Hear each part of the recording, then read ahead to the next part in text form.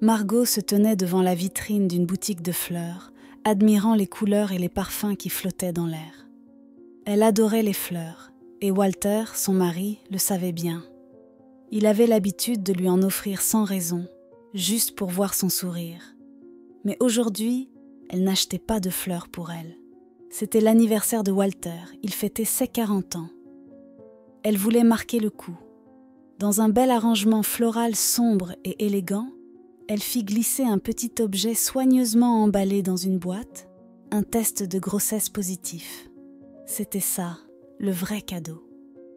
Ce jour-là, elle avait aussi pris le temps d'acheter son cognac préféré. Fleurs, alcool raffiné et cette nouvelle bouleversante. Ils allaient avoir un enfant. L'émotion la faisait presque trembler en rentrant à la maison. Dehors, la fête battait son plein.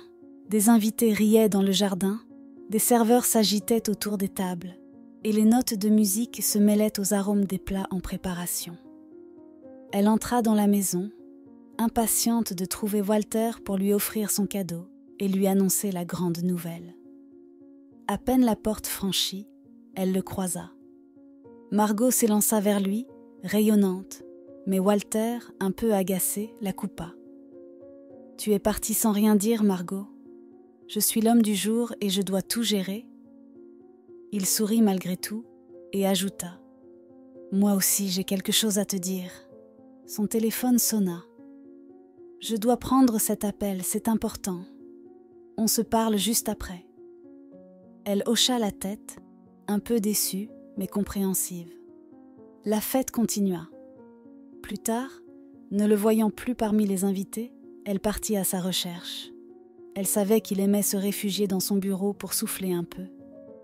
En s'approchant, elle entendit des voix derrière la porte entr'ouverte. Une femme qu'elle ne connaissait pas. « Regarde, c'est mon petit garçon. Il te ressemble tellement. » Walter répondit doucement.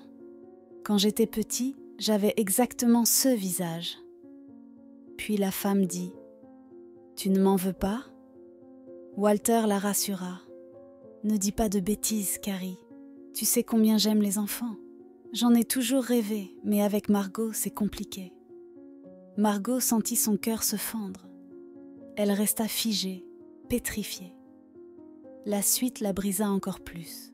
« Si tu veux, je suis prête à faire un test ADN, mais je suis sûre qu'il est de toi. » Et Walter répondit « Inutile.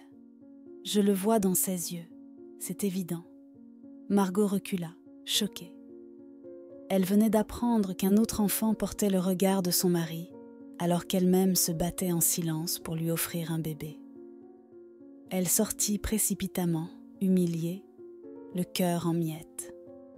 Les fleurs, le cognac et le test étaient restés sur le siège arrière de la voiture.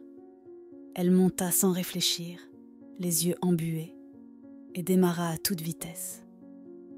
La route devant elle s'étirait comme un échappatoire, mais rien ne calmait la douleur. Elle roulait sans but, les larmes brouillant sa vue. Plus loin, 2 silhouettes se disputaient sur le bord de la route. Michael, un jeune homme débraillé, tentait de retenir sa sœur Anita, qui menaçait de se jeter sur la chaussée si elle n'avait pas un second repas.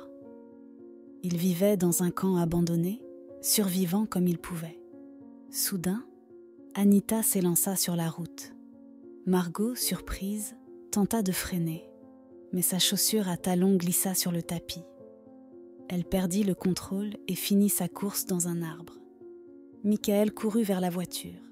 À l'intérieur, une femme inconsciente, son visage marqué par le choc, mais sans trace de sang. Il ouvrit la portière, vérifia son pouls. Elle était vivante.